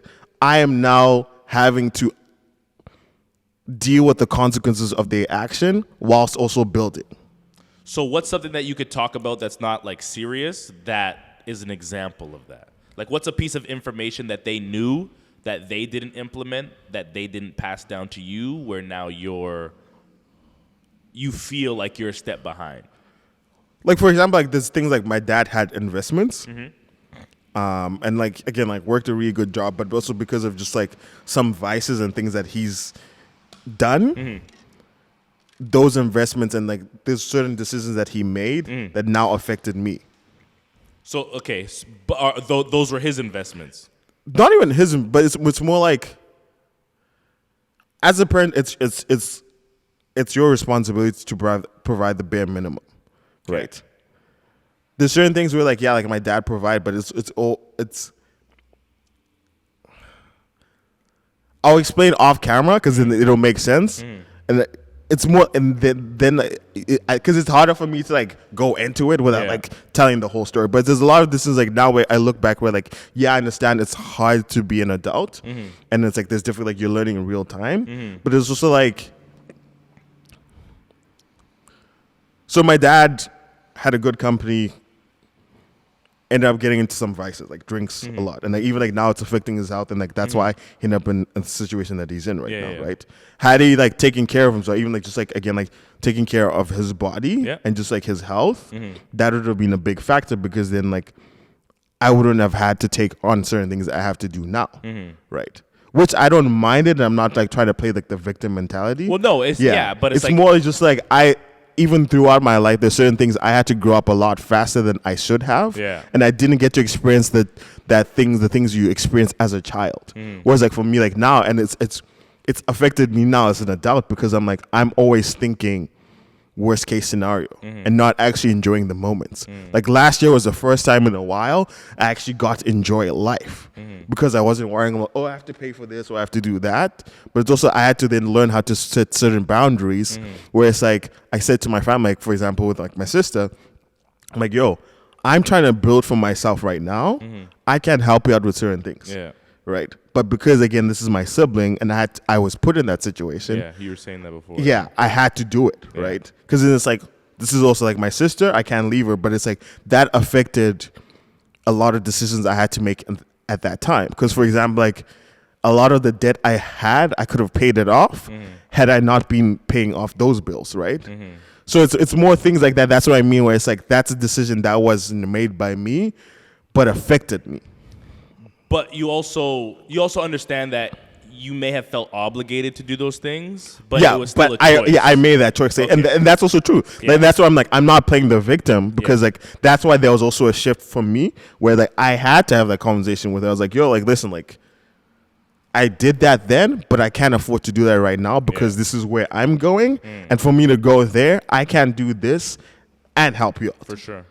So it's more like again like I'm also learning too as an adult where it's like. And how much older are you? 5 years older. Okay. So it's like it's decisions like that where it's like I realized too. I'm like looking back was like I can see the struggles, especially being a man that my dad had. Yeah. So I can give grace to it, but also I'm like, you made a decision and that there were consequences for that. So you have to stand by that. And I'm are you saying that he's not? There's some I don't think he actually has understood. And I don't think he stands by them. Have you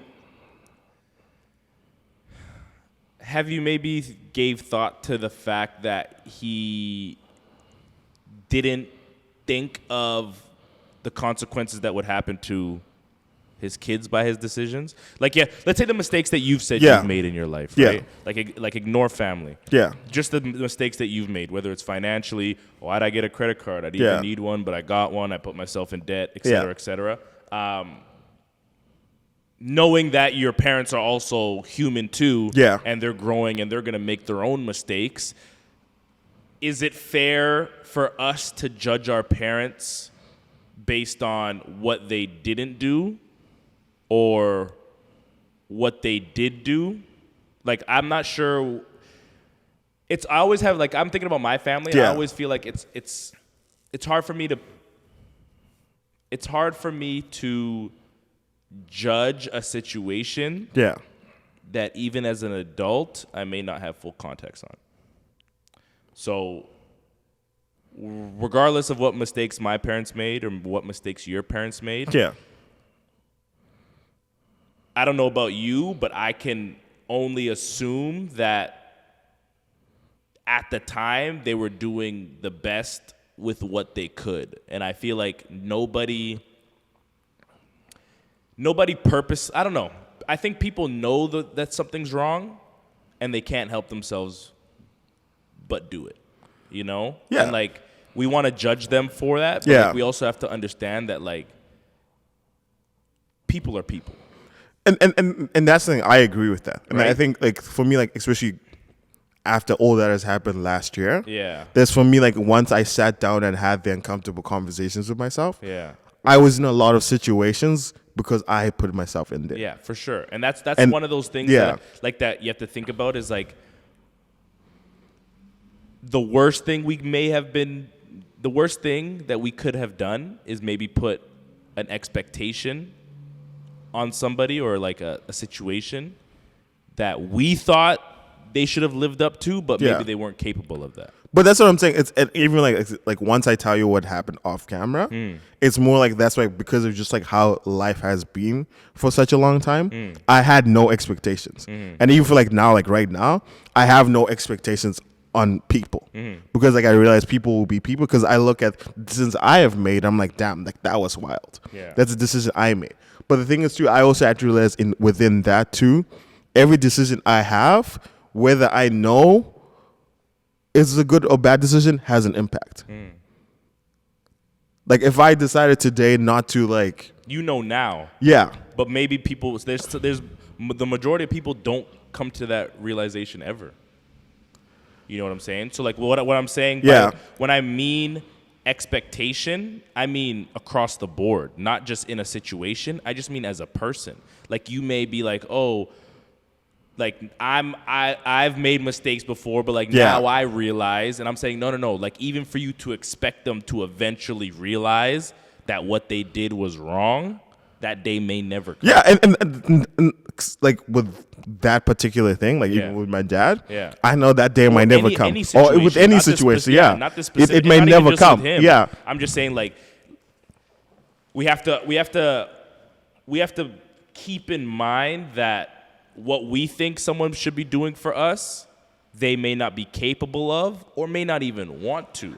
And that's totally fair. And whether it's family, parent, sister, cousin, best friend, it's like one of those things where it's like it hurts to maybe know, or it may hurt to realize, but it's one of those things where it's like it's out of my control, and my only job is to make sure that I communicate that. Yeah, and be in a mental state where I'm able to communicate that as an adult. Obviously, if you're 21, you may not be in the same mindset, and it just may be flooded with emotions and frustrated. Yeah. But it may be one of those things where it's like once you do feel like you're at a stage in your life, if you get there, to be able to have those uncomfortable conversations, have them without any expectation, and then realize whatever was in the past was in the past. And that's the thing. And it's only going to save your soul. And I agree with you. Like that's what I'm saying. It's because even for me, like now I'm at that stage where I'm like, I'm gonna be 29 this year. Yeah. And I can't then be like, oh, I haven't. Shit, nigga. I know. I'm like, but that's what I'm saying. I'm looking at like where my life is right now. I'm just like, if I haven't done certain things in the next last 5 years, I can't blame where I came from or the circumstance. Like it's not an excuse. Yeah. At the end of the day, it's conversation like we've had before where you literally like. It really stuck to me, or it's just like you're like at the end of the day, it doesn't matter who you are or what the situation are. People are just looking at results. Like if I was to cover my face, like that you said to me, if I was to cover your face, and this is the expectation of what you need to have done, and you don't do it, people don't care who it is. They just look at this is the list of things that need to be done. They're not done. And ever since that point, like at no point now have I like. Even you've called me out on things. I'm like, dude, you're right. Because I'm like, it's me taking full responsibility. I'm like, my life is in my hands. There's outside factors, yes, but how I respond to them is my choice. And I seen a video. You're the only one that can make this happen, and you're the only one that can fuck this up. 100%. And that's what I'm saying too. Like now, it's like yes, there's certain decisions that were made that have impacted who I am, but I can't then sit there and be like, yo, like make excuses for it. And that's why for me, like that's one of those things where it's like, yeah, like I'm trying to build myself up and like I'm doing certain things and I might not get it right because like you're saying, like I've made mistakes in the last like 2 or 3 years that I unknowingly made but had an impact. And I had to take responsibility of that. For sure, some accountability. Yeah, and whether or not like I knew or didn't know, I still had to take accountability for that. So that's where like now it's like that weird thing where like I go back and forth. Where it's like, yeah, like I have to give grace, but there's some decisions where I'm like, dude, like you knew the consequences of this thing. Yeah. You might not have known the impact it had, but you knew going into that situation. It could have went south. Yeah. And now that it has, and the impact was worse than you thought it was going to be, that's not an excuse to not take accountability. So that's what I'm saying. Like it's like once I tell you off camera, like with the stuff I'm telling you about, it's more like it's like, yeah, like dude, like there's some things I'm like, dude, like yeah, you didn't know because you just didn't have the information. And then there's some things I'm like, bro, like you definitely knew what the fuck was going on. But the thing is that you're here now.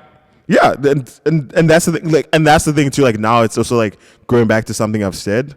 Like I'm grateful for every single thing that has happened in my life, and I have an attitude of gratitude because I'm like, there's some things now where I'm like, I'm happy I went through the experience, especially at that stage in my life, especially when I was younger, because like now I look at it like it's impacted how I have become, and I look because like it's funny now even with everyone who surrounds me, where it's like I wish a lot more people knew your story. And the way you started off and like when like seeing all of this and even just like me coming, I just sit some days I come in, I'm like, damn, like this is crazy. You're a black guy who owns a CrossFit gym. First of all, there's not that many black guys who like do CrossFit, but you own a gym. Yeah. And it's not even that, it's just like you thriving for other things and just seeing the way you run your life, but knowing where you started. And even like I said it to you, like even just like hearing like, even like with Black Label, like hearing the origin stories of that, it changes your mindset. You're like, yeah, like dude, I have no excuse. Yeah. Someone always has it worse. If someone like always has it worse. Yeah, and that's what I'm saying too. It's like now it's more just being like that mindset shift where it's just like, and also you get a playing sport where it's like we've had this conversation. There's some things where it's like you can tell someone who's played sport and who hasn't. Like there's certain life lessons you learn from playing sports. For sure. That you just can't like, and it's getting taken away from kids nowadays. Where it's like, man, that's not gonna be a good look. Because like, if you don't walk into this world and like compete for spots, and you just like everyone, oh, my kid's not getting enough playing time. All right, I'll put him in the game when he's not good enough. It's like that doesn't happen in the real world. Yeah. And then they're gonna get to the real world and they're gonna expect the same thing to happen because like I got to play on this team. It's like, yeah, well that shouldn't have happened, and you're in a different arena, sir. This is a job. Yeah. And if you don't perform, we're going to find somebody else who does, and you're going to be jobless, and you're going to be homeless. And that's the thing, too. Like, we go back, like, to the core. We're very animalistic. You eat what you kill. Like, that's the cold truth of it. And even today, that was a very, like, humbling experience. Like, today, like, watching the game. And I'm like, yo, like, I'm a super competitive person. Like, I wanted the Niners to win. And I was like, I was so like riled up and I was like, why am I not putting the same energy to other things in my life that actually matter? Like these people winning. Maybe that's a sign. Maybe that's a sign that you don't actually want to do them. I don't think it's not a sign I don't want to do But like them. you have to, but you also have to, I'm not saying that that's the case. I'm saying you have to also give that a thought. Yeah. It's like, oh, why am I getting so, like I'll play a game of pickup basketball with my friends and be so competitive. But when it comes to doing my content, I don't do it as competitively, or I'm not trying to be the best at it or the most consistent at it. Or when I'm doing my photography, I'm not trying to get every single fucking client and put my name out there and do like, or I'm like whatever the case may be. It's like, how come with the thing that I mainly do, I'm not as competitive as the things I do on the side?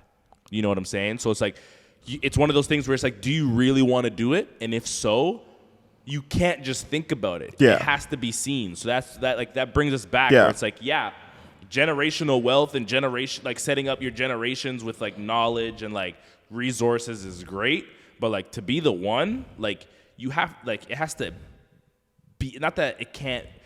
I honestly, it's like one of those things like competitiveness. Like there's certain people that could just never get as competitive as me ever in their life. Yeah, never. They're never gonna beat me.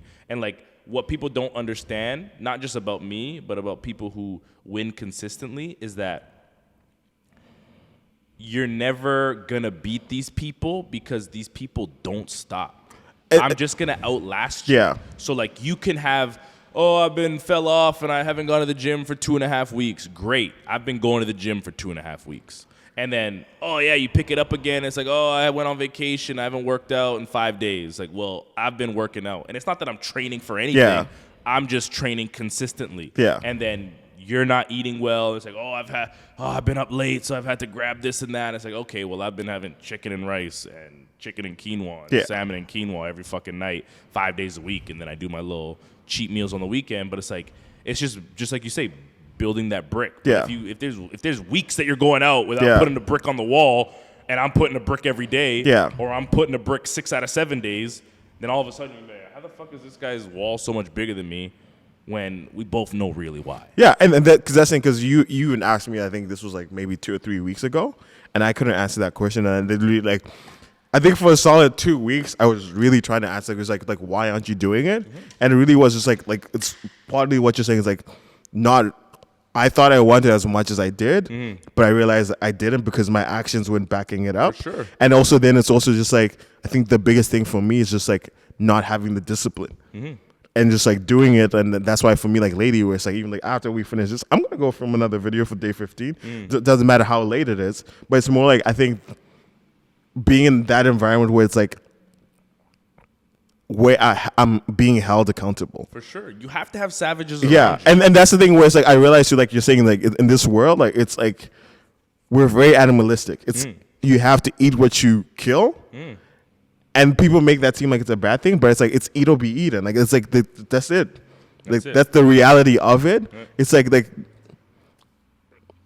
no one cares about that thing. Like yeah, it's you can be a great person, but you still cares. Yeah.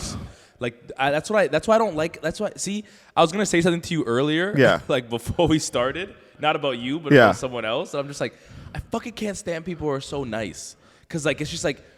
It's like you could be nice, but like sometimes like it's just like, bro, like stop with the nice shit. Yeah. Like, sometimes you just gotta, just fucking, we gotta get to work. Yeah. Like, sometimes I need assholes around me and people that just say it as it is. Like fucking my homie, I'm not gonna say his name, but like he always says faggot, and and I'm just like, fuck yeah, fuck that faggot, and I'll say it, and I'm just like, I just need people who could just be raw. Like there's no can't say that or shouldn't or that's mean or da da da da da. I'm just like, no.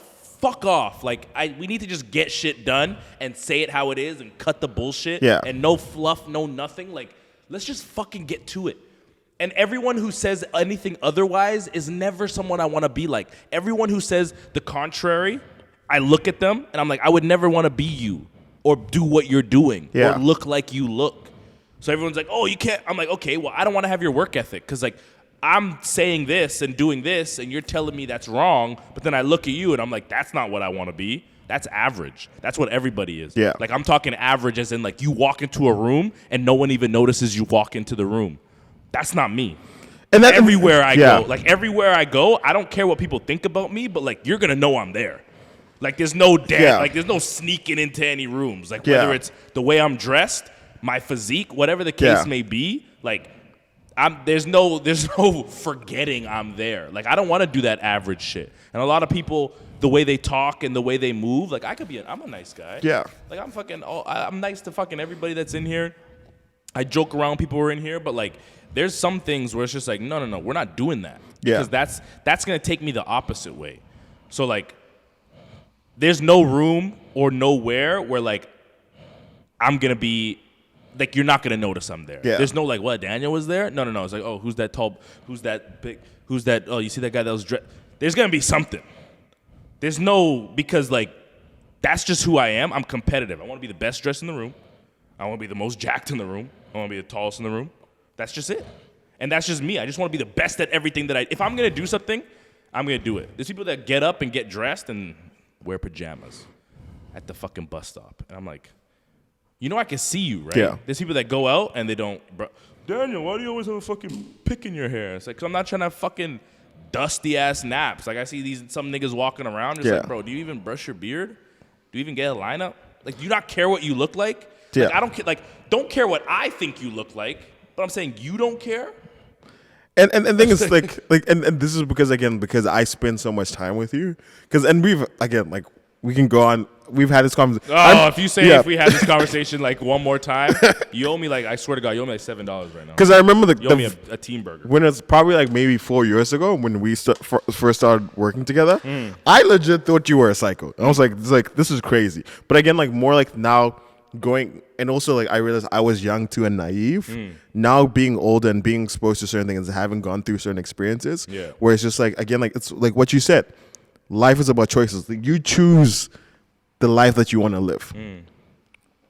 And the thing is, too, like, let's say if there's people who find offense to what you said or whatever, like, they have a choice not to be around you. And that's the thing. And that's the thing, too. Like, it's like you and me are friends. There's certain things where, like, you and I agree on. And there's certain things like, I'm like, bro, like, I just have a different value system. Which is fine. Which is totally fine. But the thing is that we can coexist in that. For sure. The problem is now, I think, in the world where it's like, there's one thing and they're gone. Yeah. And it's like, everyone is trying to make everyone happy, but for you to be happy, you're gonna have to piss some people off. 100%. Because there's times where I come in, I'm like, I might say something or I might do something that's gonna annoy you, but I'm like, if I'm living who I am and that's my value system, I'm like, for sure.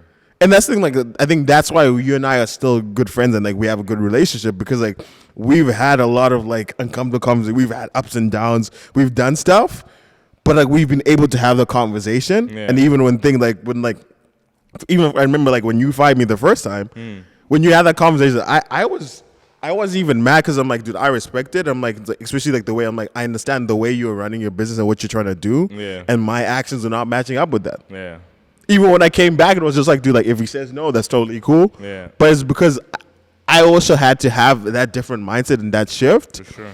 And that's why we can have conversations because I'm like, I know where you're coming from. I know where you're trying to go. And there's no fluff. Yeah. There's just too many people just trying to like not like ruffle any feathers. Where it's like anyone who's actually doing anything worth doing in life is ruffling feathers. When change happens, there's going to be ruffled feathers. Like it has to happen. But like what the mindset thing is like, you gotta go all in. Yeah. Like there's no half in with this mindset thing. It's like you gotta be it. If you're not it 100%, you're not it at all. Like if you're not competitive, like there's no half competitive. Like I'm kind of competitive sometimes when I feel like it. No. Like there's some people that I train that are just like, I know for a fact don't give any effort. Yeah. And like any sort of discomfort is just so overwhelming to them that they just default into like easy mode, where it's like, okay, we're doing 50 burpees, and like I'll look away and they'll stop, and like someone I know is fitter. Yeah. Is behind, like still going. Yeah. And I'm just like, yeah, you're just that person. And I can tell if you do that with this, that's like only for you. Like you cutting burpees by 7 reps is not going to do anything to me.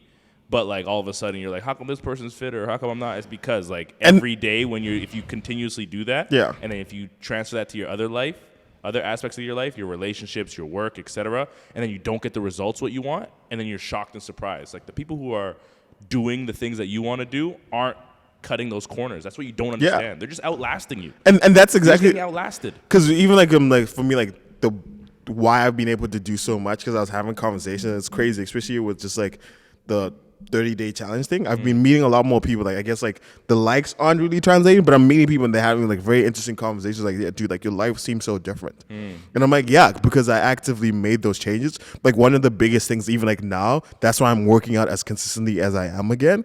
Because I'm looking back, I was like, dude, like what is different between like certain points of my life last year? Like why was I just succeeding? And what's different now? It's just like one, like I built a routine and I was working out, and it was like, because I worked out and did that well, it was just translating to every other aspect of my life. And it's just like just building that, because like once you win at one thing, I was like, oh shit, I can actually do this. And it's just like it's like it's almost like a drug. Like it's like a drug. You just keep wanting to do more. But you have to understand that like sometimes the drug is gonna wear off, and that's when the discipline needs to kick in. And that's the thing. Like, that's what I was like. So to answer your question, was like, why weren't you doing it? Because like before, like I guess the things that were driving me then were very different. It was maybe to prove people wrong and just maybe to prove things to myself. Yeah, but now it's at a point where to break up, you're like, let me show you what you left. But it wasn't even that. It was. No, I'm just saying that could have been. Yeah, but because even like at the end of 2022, even when I looked at my life, because I even said in my last video yesterday, I just was so unfulfilled and so unhappy with everything. And going into 2023, I had made that decision. I was like, it just can't be the same. Yeah, I kind of see it. Like, you saying that is like so nice to hear, because I'm happy that you're getting out of it, Yeah. or that you're in the process of getting out of it, or you're out of it. But like for me, that's like such foreign territory, because like I don't do anything I don't want to do. And like there's things, let's say, okay, there's things that I know I'm gonna have to do that I don't want to Yeah. do, like even vacuuming when I Yeah. fucking got here, and it was 8:30, and it's like I just watched the Super Bowl, I'm just chilling. It's like Yeah. the vacuum broke yesterday, so can't have the gym dirty tomorrow morning. Yeah. So like obviously there's little things like that, but like that's me running my business, Yeah. which I love to do. So obviously in the grand scheme of things, it's still it encompasses still what I love to do. Yeah. But like overall, there's nothing that I don't like to do. Yeah. And like I don't even, unfortunately, like I may be lucky and I'm super grateful for it, but like I don't do things I don't want to do. I just won't do it. And I'm okay taking, and I think a lot of people are actually like that, where it's like you see people homeless, where it's like they're not like they may have the ability to get themselves out of it, Yeah. but they don't want to. Like I've seen Yeah. a video online where it's like this guy was driving by a homeless guy, not here, I think it was like Yeah. in California or whatever, and the guy's like, get a fucking job, and he's like sitting with like a tent and like a fucking beat up chair. He's like, I don't fucking want to. He's like, don't you want to contribute to society? He's like, no. I like my life like this. Yeah. Like I'm like, not everyone's Yeah. being But- homeless on purpose, yeah. but I'm saying like there's some people who live differently than your viewpoint on the world or what the world should be. So like people drive downtown and are like, oh, like it's so sad down there. I'm like, is it? Because like a lot of people may be down there because they lost their job or got addicted to drugs or whatever the case may be. But like some people are just like nomads, and some people just like don't want to pay a mortgage, Yeah. and some people just don't want to have a 9-to-5 or don't want to run a business or don't want to have an $800 car payment, and people just rather just like do the bare minimum, have their fucking sweaters and their little cart and get money with cans and stuff like that, and they just rather do that Yeah. than do what we're doing, where it's like you got to worry about fucking renting this thing, Yeah. and renting your apartment and mortgage and managing all your property if you have property and this and that and kids, and it's a lot. Some people are just like, I don't want to live my life like that. That's how society told you Yeah. need to be, where it's like fucking America's dream, own a home, and like some people don't want that, and I don't judge. Yeah, and that's the thing. I think again, saying like being around you has really challenged me on that, because a lot of things that I think, because even for example, we talk about like, for example, like I think the whole Yale Town thing, even like for example, like the whole dating thing. Yeah. We've had so many conversations where I've really had to sit back and I'm like, why do I think that? Yeah. And I realize a lot of it is just being like things that we've been taught just growing up. Yeah, pushed on you. And we don't really question everything. For sure. So now like again, like I'm saying, like I'm at a point now where the things I'm doing now, if I'm doing it, it's because I want to do it. Yeah. And if I don't want to do it, I'm just like, I'm not doing it. Yeah, and also stop believing what you hear. Like Yeah. for example, like my biggest thing for the pandemic, like there's a lot of people that died, that a lot of people got sick. Like it affected everybody differently. But at the same time, like when people are like, people are dropping dead and like the death toll is crazy, like I didn't really see a pandemic. Like me personally. Yeah. And that's me being 100% honest and transparent. I saw no fucking pandemic. I saw we were in fucking grocery stores and we had to wear masks, and we were in restaurants, we had to wear masks, and there was fucking plastic up, and we could take the mask off to eat, and then we had to put the mask on when we got up to go to the washroom. But I didn't see anybody dying. I had friends that got sick, but me personally, I had some people that lost the taste to the food, but like I didn't have any people dying that I knew from a pandemic. I wasn't seeing people drop in the streets or something. Like it was always like, oh, a friend of a friend of a friend that you heard their grandma died. Or someone may have personally had someone die, but it wasn't like 100% healthy Stanley got COVID and that was strictly the factor, and like that was happening at alarming rates. Like I didn't really see a pandemic. What I saw was businesses being shut down, people losing money, people losing marriages because now they have to be at home with a spouse that they really haven't spent that much time with the last 4 years because of work and kids, and all of a sudden in that 4 years being molded by work and their friend group and all this stuff, they're a different person. And now all of a sudden it's like, you don't like that? We used to watch that all the time. It's like, yeah, you don't drink that? You don't. And you're spending every fucking day at home with this person. Now it's not the person that you married. Yeah. So I saw marriages lost, heard about a lot of domestic abuse that ended up happening from people being home together. Like I saw a lot, but I didn't see death. So like you also can't just get like, you have to take everything that you read on the internet or that you hear from peers for face value. You got to make sure you see these things as it is. And like, that's the thing. Like, people just read something on the internet or someone told them something, and that's the gospel. And I think that's the thing too, because like, it's like, did you hear Stanley beat the shit out of? Who told you that? Oh, some guy. It's like, do you even know if that guy saw Stanley beat the shit out of him? Like, it's all like no one even. There's no truth anymore. And I think that's the thing too. I think we like, because I had a different experience of the pandemic, because again, like, I was around people who were like in the thick of like, I guess, like in the medical space, and also like because I lost like family members who actually like, you know, like, were super healthy and died. And that's the thing too, where it's like I can. From what, the pandemic? Yeah. From COVID? Yeah, I think it was a lot of it too. Is like because they were healthy or seemed healthy. Yeah. And I think then just like them getting COVID then triggered underlying things that were there. Okay. So it might not necessarily have been COVID that affected them, but it was like a catalyst. But I also like, again, like was dating someone who worked in the ICU, and like, man, like I physically saw the impact of like, yo, like this is not a joke. Yeah, no, I know. Yeah, and that's what I'm saying. It's like and what I'm about to say, because like people might be, and then you're just like cushioning what he said. I'm like, listen, the thing is in life. I said? Yeah. No. Yeah, I have close friends that are nurses too. Yeah. And like the hospitals were busy. Yeah. Like people were sick, but it's like you have to understand that like when someone's already fragile or in a fragile state. Yeah. And there's a teetering point, and right now they're on the grass side, and they haven't gone onto the dirt yet, and they get COVID. COVID put me on my ass for fucking like 3-4 days, and I'm healthy. Like I'm talking like it was the worst headache I had in my life.